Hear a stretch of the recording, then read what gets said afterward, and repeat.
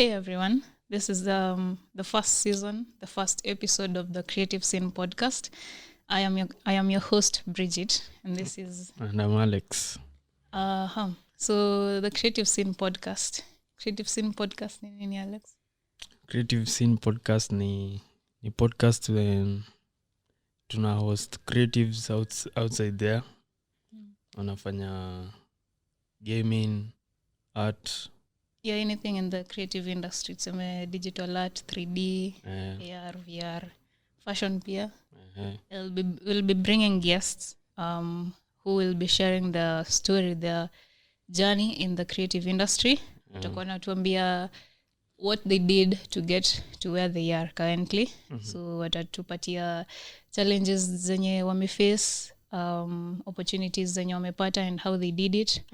And then hopefully you're going to learn from it. So the whole idea ni to help creatives who are starting up kupata opportunities na learn from journey ya watu wengine. Yeah, because I think creatives woniambia unakuta social media, like someone approaches you anakuambia how did you do it, what am I supposed to do? Alafu unakuta okay, most creatives wana hiyo time ya kusaidia kila mtu, you know. So I think hopefully hii podcast itawapatia answers, and hopefully you're going to learn from the guests that you're going to bring in. So as I said, this is the first episode of the Creative Scene podcast.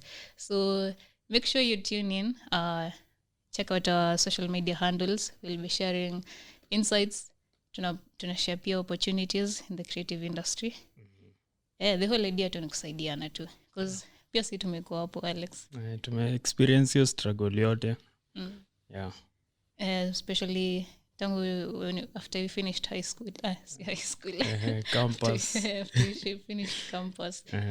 Tulikuwa tunafanya 3D animation na film production. At Yangtao School of Media Arts. Which was a good school. At least, they walitufundisha poa, especially 3D animation. If you are in Shangtao, obviously mnajua Walis. So it was a good experience. Kenya mimi naweza sema for schools upatiane maybe outside experience. Cause unakuta unatoka shule then unajisort tu. Haujui vile uko nje kuko, so shule pia wa include hizo mambo za how to start up to vile una run biashara yako. But I think nimeona pia some companies are doing that. Like unakuta maybe unaweza venye shule zinakuanga na field trip. So una create like a time yenye students wanaenda maybe to a studio. Sema high school students wanaenda to a studio. Niliona walifanya hivyo na they did it with anaitwa Sanari ama Sanari. Kuna studio inaitwa hivyo na Tsunami Studios. So they offer those opportunities for students like kuna environment, kuna venye vitu zina work. Unaenda benchmarking yani. Benchmarking. So Alex, leo tuna discuss nini? So leo tuna discuss more about VR, art, kuna graffiti, kuna murals, kuna all that. Kuna AI pia, kuna gaming. Tuanze na AI. AI sasa ni topic yenye iko on hit sana, the creative industry. Watu wengi wanaogopa AI sana. Juu AI unajua vile imekaa, kuna watu wata lose jobs pia, kuna watu inawapea jobs yani, si unaona? So wata lose jobs aje? Wata lose jobs aje? So unaona tuseme AI si ni more about computers zinafanya vitu humans wanafaa kufanya. So creativity yako kama human, kama machine inafanya, si unaona kuna mtu ata lose job mahali. But pia inasaidia kama artist, wanaweza artwork yao wanaweza create vitu mingi na AI. Well, okay, kuna hiyo debate ya kama jobs zita reduce ama zita increase. Mimi naweza sema ni 50-50 honestly, because sema kama sahi you can do so much with AI. Job yenye tuseme kama copywriting, digital art, maybe create social media posts. Hizo ni job semekaa ya watu wawili. Unakuta sahi you just need one person, ama even you can even do it by yourself. Unatumia tu AI, tuseme uende ChatGPT, type kenye unataka inakupatia posts za the whole month ama the whole week. Alafu maybe uende Midjourney, unaiambia iko create something based on whatever you want. So hata mtu ana run kama podcast hivi anaweza create hizo vitu zote, videos, i-compile zote, i-edit na upost hadi. Alafu nakuta there's some videos you don't even need someone to like record. Unatumia AI na kugenerate uso yako hadi inaongea. That's crazy. Ina-transform hadi ikuwe animatic from footage, video normal to animatic footage. That's crazy. But Kenya naweza sema okay, ni 50-50. Jobs zita reduce, but kuna opportunities pia zita come up. Semesa when maybe you're advertising for a job, unaweza sema I need an AI prompter. Maybe an AI prompter mwenye ajua kuprompt maybe animation or copywriting. So I think hizo ni job opportunities zenye zinaweza come up. Plus I think pia ni advantage because it's cheaper. It's cheaper because you require less manpower to do whatever you want to do. So naweza sema tu ni mtu akwe mjanja tu utafute opportunities mali AI inaweza kusaidia. Unaonaje? Iko sawa hadi kwanza art industry imesaidia sana juu kama artist anaweza kuwa na image zake za kitambo ziliharibika. Tuseme ziko na blur mob. AI kuna software zenye inaweza tumia ina recreate your artwork kuwa original ama inakuwa better from hiyo fake, ama pia inaweza jua tuseme artwork yako ni fake. Inasaidia sana. Kuna hiyo part pia. Opportunities, mtu anaweza pata opportunities ka gani through AI? AI kwanza okay, sasa ni mwana most okay, kuna artists wenye wana come up wanatumia AI to create artworks. So kuna hiyo pia, but siwezi sema pia AI ita take jobs za watu cause sema unaona venye digital art ili come up. Traditional artists walikuwa na feel like digital art ita take over, but say traditional artists bado wako na opportunity bado cause unakuta kuna okay, siwezi sema jobs itaisha juu watu bado wanataka traditional art, painting, vitu kaa hizo hizi stuff za kutengeneza na beads.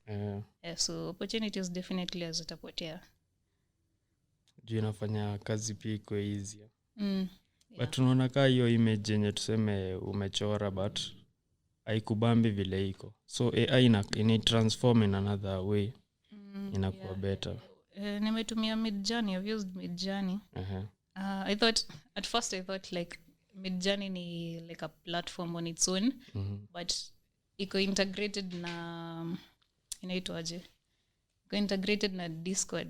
Ni Discord, iko integrated na Discord. So unaenda Discord, you pay for like a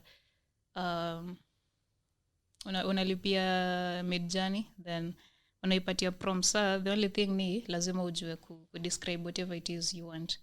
Juu kama utaipatia details exactly kenye unataka, itakupatia what you want. So you have to be like really good in explaining what you want. Poa. Alafu I think pia itabidi wamekam na rules and regulations when using AI, because at some point unakuta iko a bit disadvantageous to people who are using maybe digital art or traditional art, especially in competitions. So lazima definitely they'll have to come up with like rules and regulations when you can use it when it comes to competitions or the next thing in come up juzi ni VR and AR. So kwa VR mi naweza ongelea, si VR ni hizi gadgets tunavanga kwa macho, ndio zinatupia that virtual environment.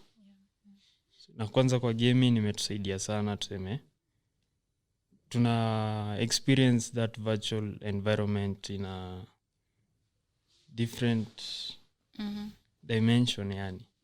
So tuseme kama gamers sahi wanataka sana VR ziko included kwa industry juu una experience hiyo virtual world in a good way. Yeah. Ni crazy, it's crazy like ku experience another dimension una feel ni kama ni real. It's crazy like, but it's a good invention, but nilikuja ku realize it's not something that walianzisha juzi, ni kitu ilianza huko 1930s. Yeah, it's kitu ilianza huko 1930s, so wamekuwa wakidevelop sasa ndio like implement sasa. Yeah, I think it's crazy. Alafu nimeona at least Africa tumeanza sasa ku adapt to this new technologies. Yeah, nimeona pia artists wanatumia AR and VR. Yeah. Kama kuna msee anaitwa MX Chief I think.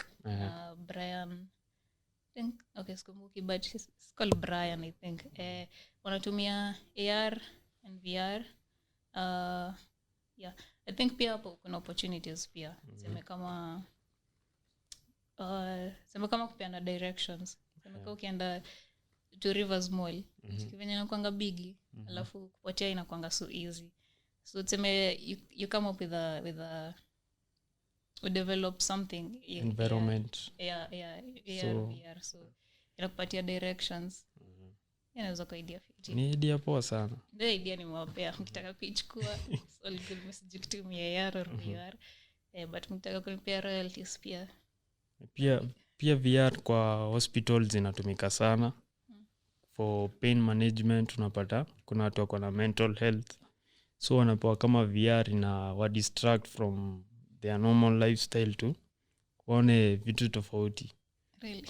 So unapata kuna unaweza kuwa in pain but unapewa VR, so unavaa unaingia into that dimension ya environment ingine, so unakuwa tu relieved yani. Okay, yes, kujua. Definitely kuna opportunities when it comes to this new technologies and advancements. Acha niwakumbushe.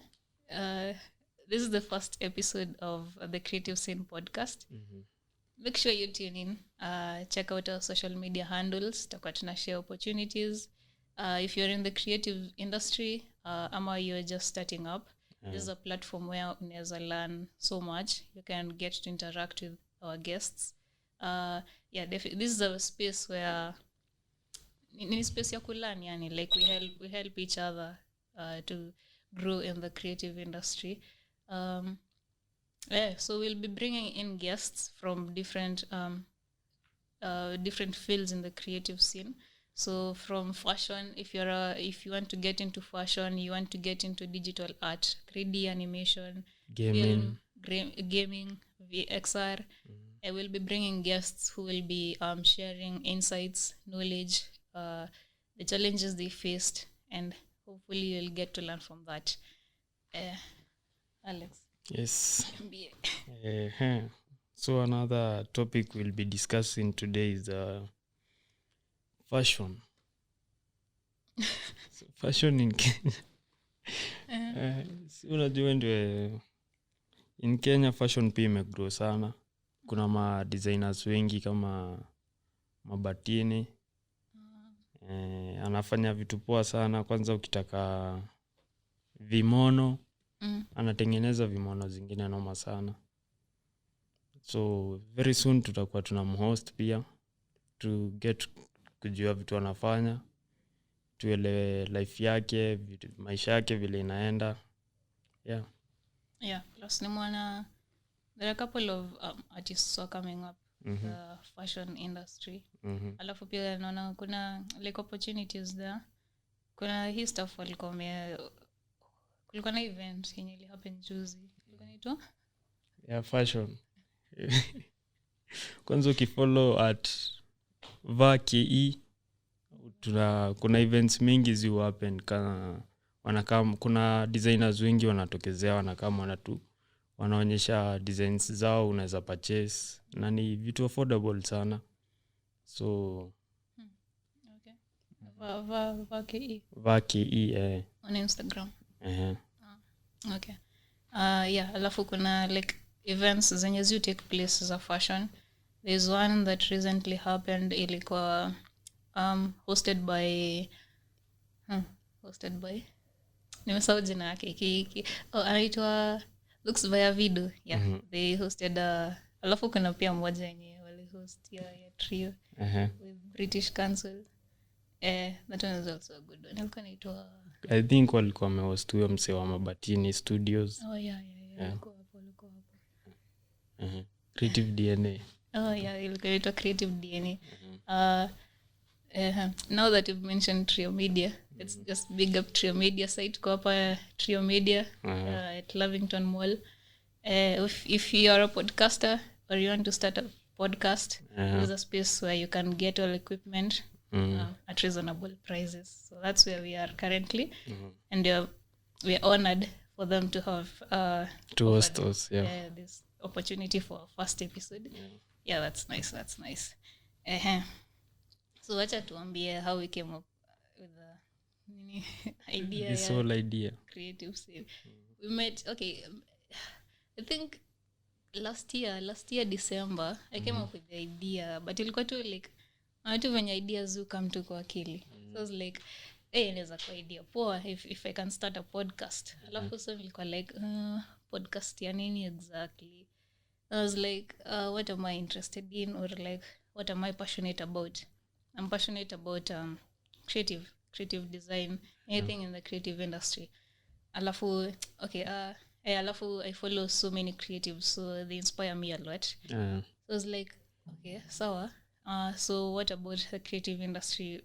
Nini exactly nitakuwa na cover, will be covering this podcast. Yes. So I figured nipo ku like solve a problem. And one of the problems nimeona ni creatives hawana semi mentorship ama place wanaweza learn. Though nimeona kuna events zina come up, but I think we can do better. Na pia tunaweza saidiana ku grow as an industry. So that's how the idea came up. And then I was like, can I host alone? So nikaanza kupiga hesabu natafuta who can I co-host with. Alafu nikakumbuka kaka jamaa we were in school together. Alafu I was like tukimena kuchocha. I was like, this guy can do it. So we met, kakupea idea yangu.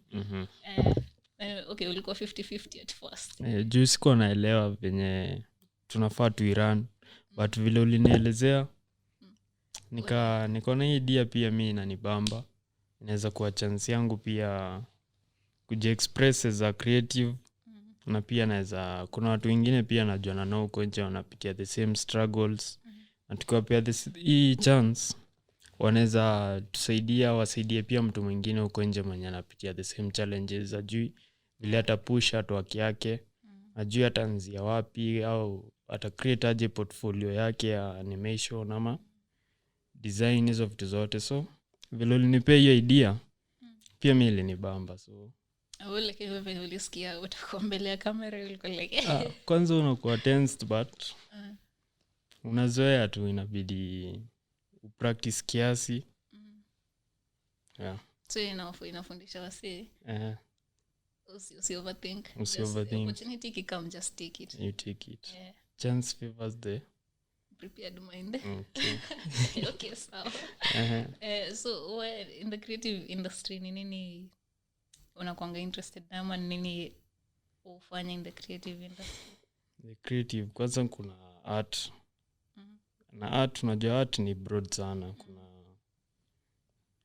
basic art, yani graffiti, calligraphy, hizo vitu zote. Kuna fashion, kuna media, kuna filming, kuna photography, kuna animation. So tukikava hizo story zote, kuna mtu hapo nje ajui anaanzia wapi ama vile hata arrange kazi zake.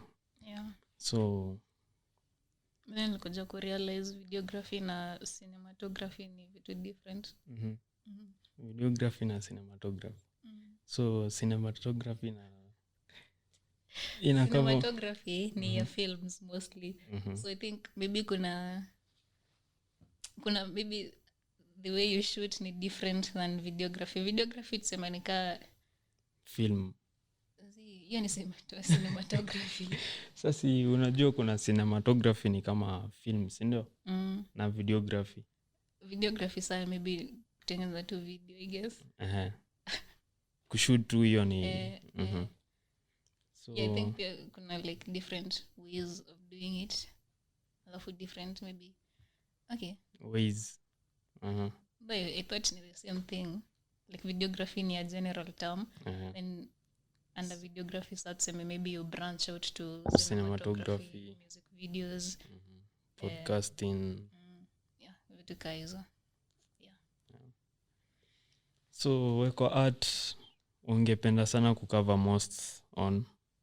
Well, I'm interested in digital art, 3D animation. So najua na like a couple of people and they're willing to share their knowledge in their respective fields. So hopefully they'll be willing to share their knowledge with you guys, and I'll be hosting them. We'll be hosting them on this podcast. Currently I have a couple. So we'll be sharing insights with you guys. Okay, acha nijiongelelea. Me after I finished school, I knew I wanted to do 3D animation. Nilikuwa sure kabisa. So I used to practice a lot. After school bado nilikuwa narudi home, napiga practice naingia YouTube. So I learned a lot from YouTube in school pia. So I was just practicing, napata like small gigs, but at the time sikuwa najua like ku price job yangu vipoa. But it was a good experience cause like nilianza ku learn sasa like what to do nini. So I used to get small gigs.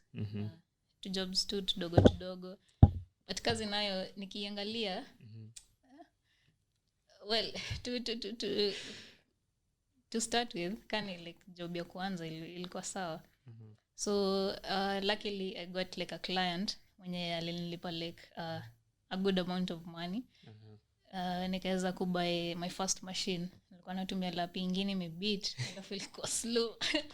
Inahang kurenda. Na take like an hour kurenda kitu 20 seconds. Alafu nishindiki crash. So luckily I got the opportunity to get my first machine.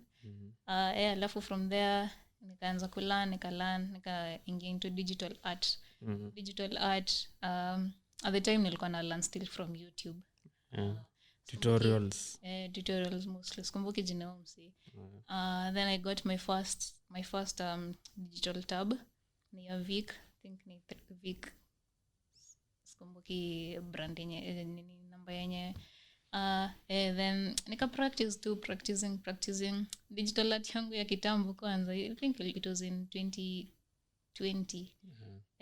Corona period. Yeah, ilikuwa hiyo time. So I was just practicing nazipost social media.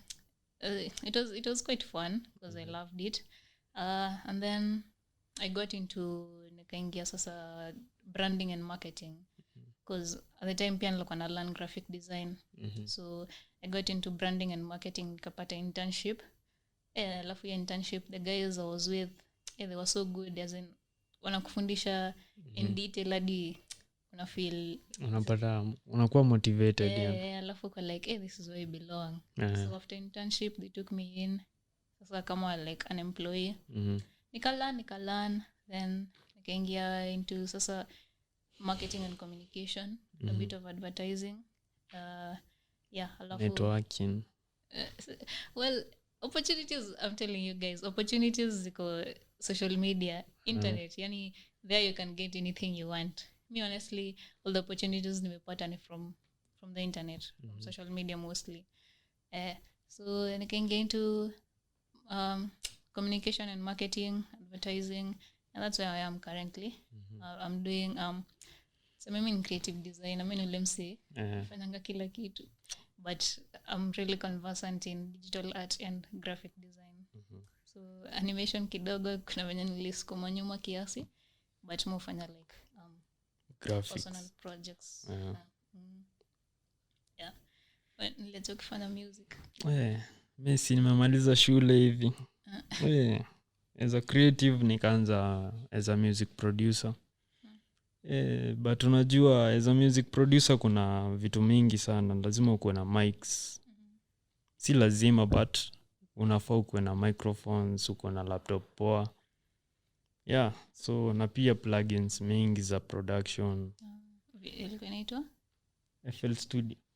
FL Studio unajua inahitaji unaweza produce as a producer ukitumia plugins ziko kwa hiyo software, but industry inataka vitu zingine mingi, so lazima ukuwe na plugins mingi. Si lazima but nipo ukuwe tunazo. Pia niliventure into filming, so nilikuwa na producer kama artist mwenye na producer na mfanya pia video. So ikafika mahali music ya Kenya imetulia juu ya corona period, hakuna concerts, hakuna events, hakuna hizo vitu zote. So nikaachana na music kiasi, nikaingia pia graphics, natengeneza logos, natengeneza lyric videos, natengeneza nilikuwa nafanya vitu mob kwa video na sound pia, but ikabaki nikaa sound na natengeneza for my own benefits tu kujibamba. After hapo nikaona hii mambo yote sina mashine ya kutosha, so nikatuliza entertainment industry kwanza, nikaachana nayo, nikaventure into other businesses. Nikaanza hiyo story ya siku nyingine, but okay. Bado creative industry niko huko. Nimemeet pia na watu wengi, artist hivi, watu wanafanya murals, wanapaint ukuta. So in the music industry, mtu anataka kuanza anaweza anzaje? Music industry, as long as uko na laptop, unaweza download FL Studio, kuna Reason, kuna Cubase, kuna Pro Tools. Yani kuna software mingi za music. Tuseme ukipata tu moja, unaweza ingia YouTube, tutorials 2-3 za how to start kujua interface ya hii software.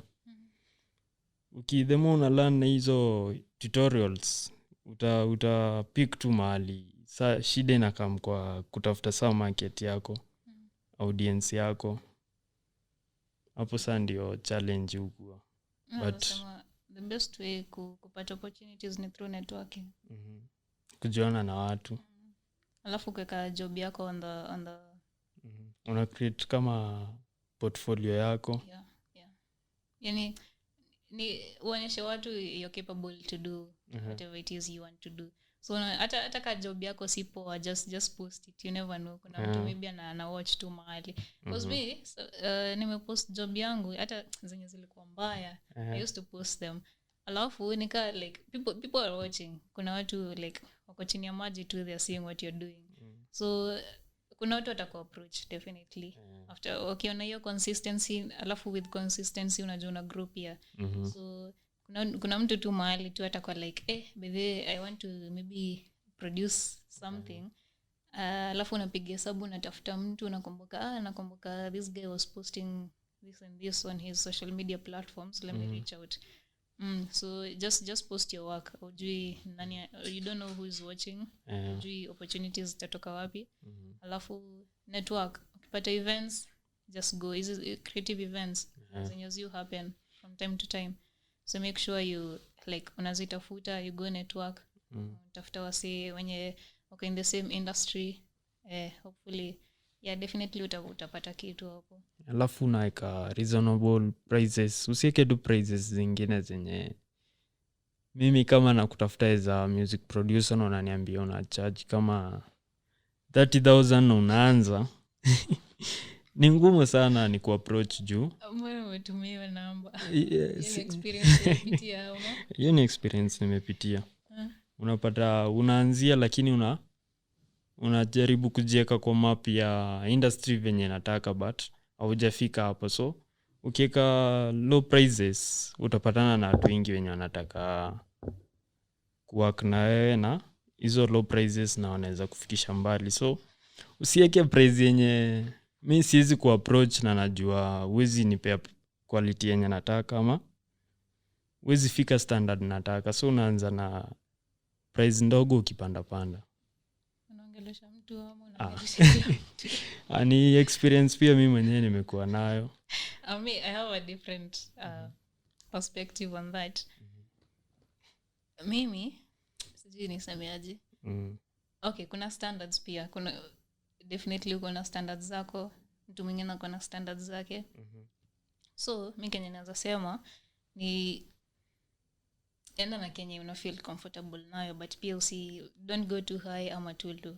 So tuseme kama you're starting up, maybe piga research uangalie what people are offering, ujue like prices za watu in the industry, alafu ujigauge uone kama is your work good enough kulipisha that much.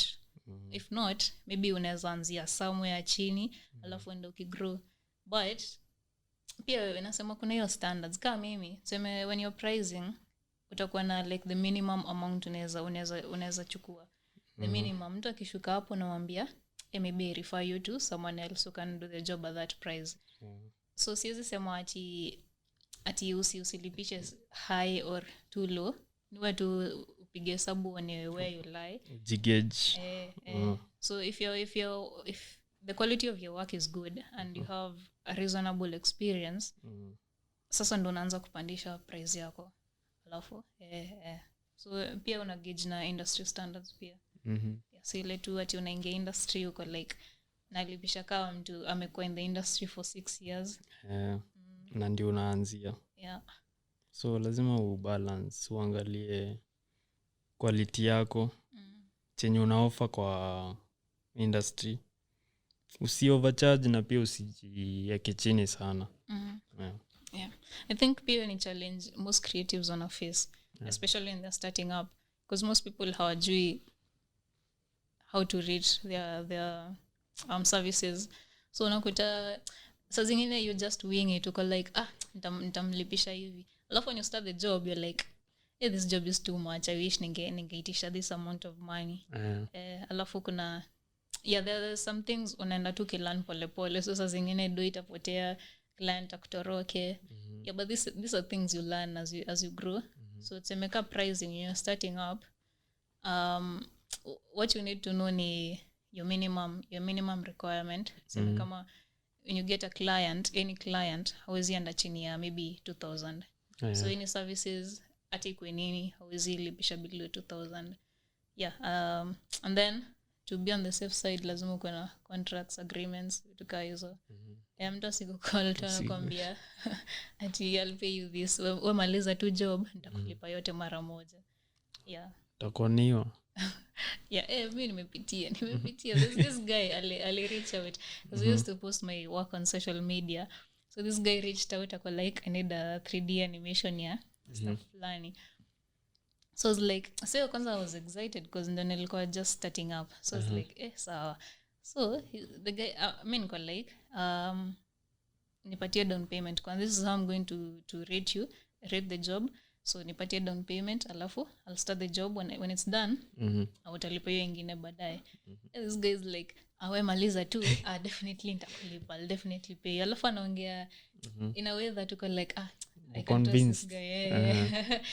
Msi. So nimeanza job niko like nenda kumalizia umsi yako like asibasi niko like asunipatie hata basi hadi mali nimefika, alafu yengine utalipa baadaye. The guy is like awe maliza tu ndakusort. So nimechoka at the end nilikuwa like umsi hadi sioni akinilipa. So I was like achana tu na hiyo job. Nikachana na hiyo job. Alafu kwa nyingine like you finish the job, client anaenda missing. I've had creatives wengine hadi msi analia like semeka if you have a huge project ya animation client anakulipa yes down payment but ukishamaliza job client anatoroka unampigia shiki simu so I think hiyo ni one of the challenges creatives face pia in the industry story ya payment, story ya contracts, alafu pia how to communicate with your client. Yani kitu ingine creatives pia when you're on a startup, that's something they need to learn, like how to communicate with clients. And when a client reaches out to you, utamuongelesha aje? Akianza kusema okay, the first thing unafaa ku understand ni nini exactly client anataka. So unafaa ucommunicate na yeye akupe side yake ya quality ama product yake vile anataka ikue. Alafu mna work out hiyo process yote, si ndio? Hizo stages unamuonyesha hivi na hivi ndio muelewane, si ndio? So in this show we'll be teaching you how to all this, vile una connect na client wako, vile una create your portfolio yako. Hizo vitu zote tutawaletea ma creatives wa highlight hizo vitu zote. Especially for freelancers pia. Kama you just want to freelance or take anything to do with employment. We'll bring freelancers when you're conversant with these things, how to communicate with your client, how to write contracts, how to rate your services, and how to, create portfolio and all that, just to grow within the freelance space, if that's what you want. Again, this is the Creative Scene podcast. Tutakuwa tunaleta guests. So just check out our social media handles. At Creative Scene on Instagram. Creative Scene on Instagram, Creative Scene on YouTube pia. Hizo social media zingine zitakam. But for now, YouTube and Instagram, Creative Scene Kenya. Actually, Creative Scene Kenya.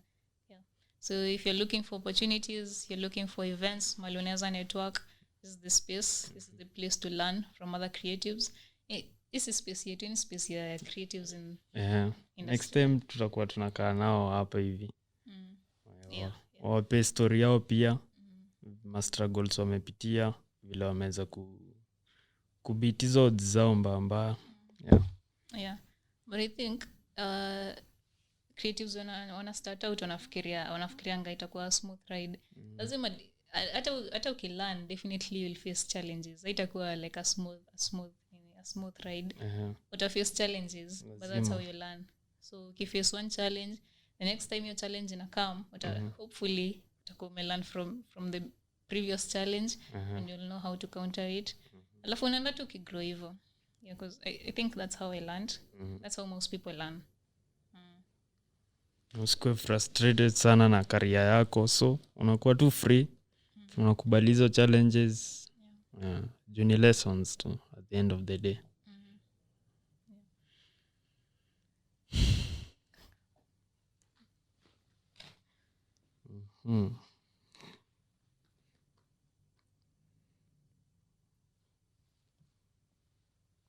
Kwanza sasa hii gaming ina grow sana Kenya. Tutawaletea gamers kadhaa.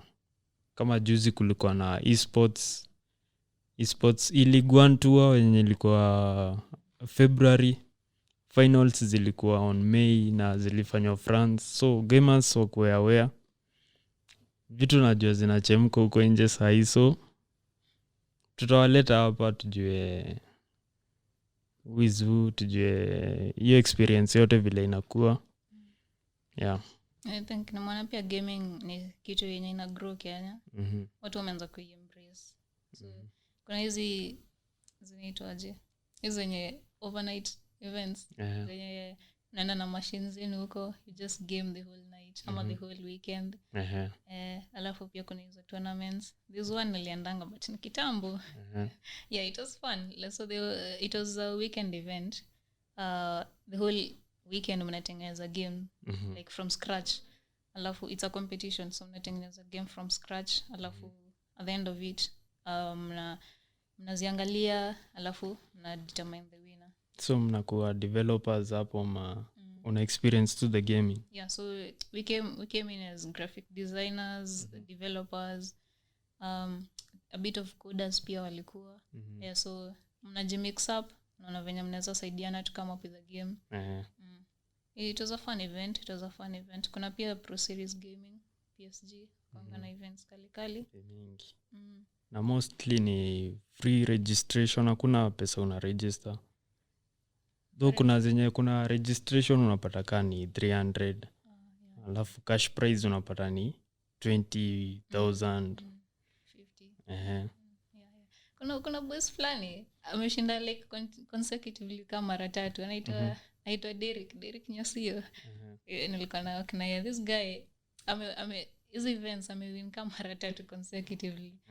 Inaitwa Jenny Taken, I think, ndio yuko pro. Okay, it's an industry that's coming up, na opportunities pia ziko because unakuta in the States ama like outside Kenya. It's a career. Gaming is a career. Kuna mtu ana make pesa na gaming siku hizi. Hiyo ni kama mshahara yake. So yeye ako tu hapo gaming overnight, ako hapo tu anapiga zido. Juu hizi tournaments zinawasaidia sana. Kama hadi sasa kuna mobile gaming na ina grow fast. Yeah, nimeona pia developers in Kenya like wako wengi. I know Joshua Nyamori. Kuna game fulani he's been working on. You can check out his social media. I think he uses Unity na Blender. Alafu kuna hii game fulani ya matatu ilikuwa imetokea. Kuna moja inaitwa Nganya. Kuna Nganya, but I think hizo games ni mbili za matatu. But yeah, I've seen a couple of game developers coming up. Alafu there's Usiku Games pia wako na couple of games they develop. Pia wako na opportunities pia. Currently I think walikuwa na opening ya HTML5 developers, game developers. There's an opportunity at Usiku Games. So if you're a game developer ukitumia HTML5, I think any chance use that HTML kutengeneza games, but there's an opportunity there. Check out Usiku Games. Gaming it's an industry that's growing. Alafu pia nimeona female audience pia iko. Ni kiasi but wako. Si wamejitokeza. Na ina grow haraka. Yeah. I mean, we try gaming. Yani ile tu unaguza like one day unachana nayo until next month. Kasa you've been playing nini? Inaitwaje PUBG. GTA 5 nimemaliza like 2 characters. I mean the third character. Kuna place tu fulani tu nimefika. Kachoka. It's been months tangu niguzie game, yani nilijam nikasema nitaiguza. Sasa niko na hiyo nguvu. Yeah, but yeah, gaming. But I think bado we still have kwanza vile PCs, gaming PCs sasa ni affordable, kuna consoles pia ni affordable. Kuna opportunities. Kuna mtu tu anakesha usiku mzima kwa training. Mnapatana naye anakuvuruga vibaya sana. Ni poa though. I think we should embrace it more because kuna watu ukiambia ama gamer kwa like hizo ni vitu za watoto. Ama if you're an animator kwa like hizo ni vitu za watoto. He still watch animations. Kuna mtu analipa rent na game. Yeah. Alafu pia animes pia. Unakuta I think kuna anime conventions in Kenya. Kuna one that was recently held. Kuna moja yenye ilikuwa in Coast. Ilikuwa imeholdiwa na kina nani? Sikumbuka jina nitakwambia. But kuna moja ilikuwa imeholdiwa Coast. Kuna moja pia I think itakuwa in October. Alafu hizi vitu zinakuanga packed, like inakuanga na wase wengi. Yeah, because unakuta there's gaming, there's anime, there's comic books, na cosplaying pia.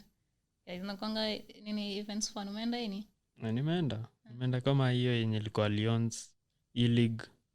Nimeenda yenye tu nasikia siku ridhika ni kuna yenye ilikuwa inaeldiwa Nigeria, but at least kuna Mkenya alitu represent, alikuwa number 2. anaitwa Demon. Pia alikuwa France, amecheza though huko alipatana na watu wabaya, but at least aliturepresent, Nigeria aliturepresent, alikuwa number 2. Yeah. Okay. Okay. So ni gaming imemfanya deal like a travel. Okay. Na kuna tournaments zingine zinaeldiwa. Pia ame represent huko. Sasa yeye ndio wako on the spot sahi. But to watch out, kuna wengine, kuna my schoolers, kuna watu wako shule wengine na wana grow, so ma sponsors pia wakiwapata wanaweza wasaidia na hizo consoles, wapate ma coaches pia. Yeah. Sasa juu tumefika hapo kwa anime conventions, those events. Let's talk about anime cosplaying. Because I think pia in the creative scene. But si kitu, okay, tuseme anime, it's a, kuna madem pia like wako interested in that. I tried watching animes nikashindwa. The only animes I watch ni za Ghibli Studios, I think. Si hizi animes kama za Japan. Okay, ni ya Japan, yes. But sika hizi nipatie anime moja. Kuna Baki. Yeah, sasa kama hizo ziko intensive. But I tried watching nikashindwa. Ni Kenyan creator ama? Si Kenyan. Yeah, so kuna cosplaying pia. Cosplaying, there are a couple of artists cosplayers. Hizi events, majina sijui, but there are a couple of them, especially females. Hiyo sasa ni industry yenye iko na females wengi sana. Kuna moja anaitwa Tinashe. I think pia kuna event ina come up cosplaying. Na nimeona kuna judges pia. It's coming up. Nikikumbuka hiyo jina pia nitakuambia. Yeah, tutawekea hapo kwa podcast yetu. But I think cosplaying naweza sema ni kitu watu bado hawaelewi exactly ni nini. Yeah, like what do I get? Mbona dress up as like a character, as in what's the purpose of that? Watu bado hawaja get like it's, hadi mwenyewe honestly a chance kudanganya. I don't get it, but I'm in support of it. Mimi naona like ni kitu kali. So you dress up as maybe an anime character, a cartoon character. Nika Halloween hivi. Sasa na characters sasa. Comic kama Spider-Man. Yeah. Tumefika comic books. Kuna comic artists in Kenya. Najua kadhaa hata tulikuwa nao Shangtao pia. But unajua pia tuta reach out to watafuta wakuje pia watupe story yao. Yeah, nimecheki, there are a couple of comic artists who produce their own comic books. There are a couple, but pia hiyo ni place bado haijulikani sana. I'd say, but wako wengi. Ina fan base kubwa sana. Yeah, fan base. Yeah, so what I'd say is ukipata like such artists, it's good ku promote pia, like buy their comic books, buy their merchandise.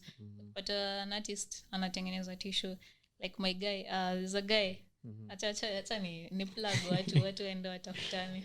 There's a guy called Fortune Animations on Instagram. Ni mse anapenda comics sana. So currently ana produce t-shirts. I think zinaitwa 25 Fortune. Check out his Instagram account, Fortune Animations, I think. Nani mwingine ako na merchandise?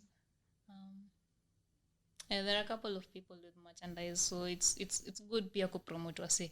If at all, kama wewe ni mse like you already in the creative industry, unaweza support your friend anatengeneza t-shirts, hoodies, anything, artworks. It's good to promote them pia. Tuna grow tu pamoja pia. Sisi po group peke yako watu nyuma. Promote na ni prices wanaweza afford, si ati ni expensive hivyo. Yeah. So again, this is the first season, the first episode of the Creative Scene podcast. we'll be bringing in guests, as we've said earlier. So they'll be sharing their knowledge, their journey in the creative industry. You'll get to learn from them. If you have questions, you can list them on our social pages at Creative Scene on Instagram, YouTube. Yeah. Alafu mtuambie who you'd want us to host next. So if you feel kama you're in the digital art industry, you want us to bring someone, just reach out. We'll reach out to them tuone kama watakubali ku come through. Also drop in your questions. If you have any questions, drop them in. We'll cover them on the next podcast. So this is the Creative Scene podcast. My name is Bridget. And I'm Alex. Make sure you tune into our social media handles. That's it for now. Bye.